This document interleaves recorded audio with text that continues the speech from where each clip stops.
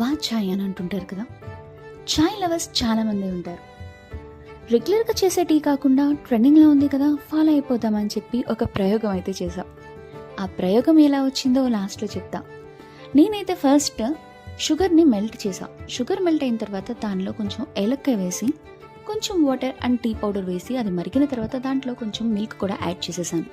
Tea మొత్తం కూడా పొంగి పొరిలిన తర్వాత స్టవ్ ఆఫ్ చేసి టీని కప్లో వేసుకొని దాని టేస్ట్ చూసేసరికి టేస్ట్ ఓకే, కానీ నాకు టీ అయితే చాలా పలుచగా అనిపించింది.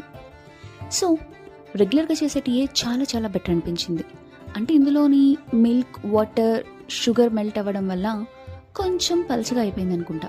సో ప్రయోగం చేసే ముందు అప్పుడప్పుడు కొన్ని తప్పుదాలు జరుగుతూ ఉంటాయి కదా, రైట్? సో ఫైనల్గా నా టీ అయితే ఈ విధంగా వచ్చింది. ఇంకా ఇలాంటి ప్రయోగాలు, ప్రయత్నాలు చాలానే చేస్తూ ఉంటా. అవన్నీ తెలుసుకోవాలంటే ఇంకెందుకు లేట్ చెప్పండి, ఫాలో అవ్వండి.